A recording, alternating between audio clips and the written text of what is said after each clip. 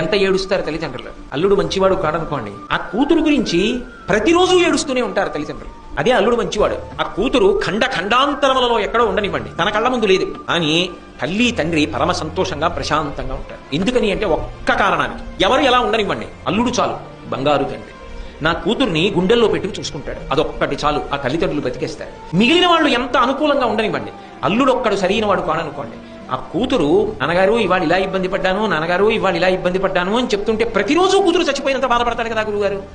అందుకని అల్లుడు మంచివాడైతే ఇంకొక కొడుకు పుట్టినట్టు. కొడుకుని చూడాలని ఎలా కోరుకుంటాడో తండ్రి, అలాగే మామగారు అల్లుణ్ణి చూడాలని కూడా అంతా పరితాపం పొందుతాడు, అంతా ప్రేమ పొందుతాడు. కాబట్టి కొడుకులతో ఒక కొడుకు పుట్టినట్టు. అల్లుడు మంచివాడు కాకపోతే అంత ప్రమాదం ఏర్పడినట్టు అన్నాడు. ఆ మాట నేను ఎప్పటికీ మర్చిపోను. ఎంత మహానుభావుడు అనుభవంతో చెప్పిన మాట.